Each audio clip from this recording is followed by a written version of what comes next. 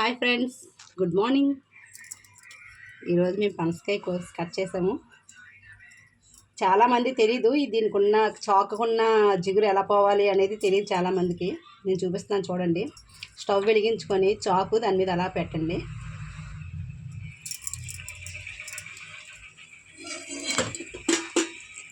అలా పెడుతుంటే సౌండ్ చూసారా? సౌండ్ అవుతుందా?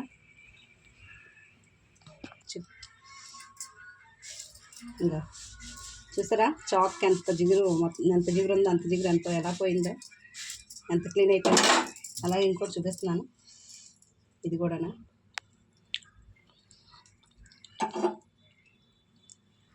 దీనికి మనం ఏం చేయవలసిన లేదు, దానికి అదే అలాగా పొయ్యి మీద పెట్టేస్తే ఆ వేడికి అలాగే జిగురు అంతా కాలిపోద్ది.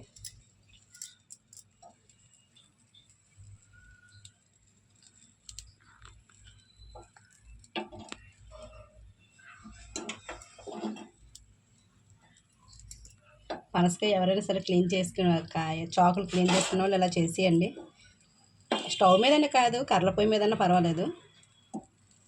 మీకు ఎలా యూజ్ ఉంటే అలా చేసుకోవచ్చు. స్టవ్ మీద పెట్టాలని లేదు, కర్రల పొయ్యి ఉన్నా పర్వాలేదు. కాటన్ గుడ్డతోటి ఇలా క్లీన్ చేసేస్తే ఇది మొత్తం క్లియర్ అయిపోద్ది. అంతే. వీడియో వేస్తే లైక్ చేయండి, షేర్ చేయండి, సబ్స్క్రైబ్ చేసుకోండి ఫ్రెండ్స్. బాయ్.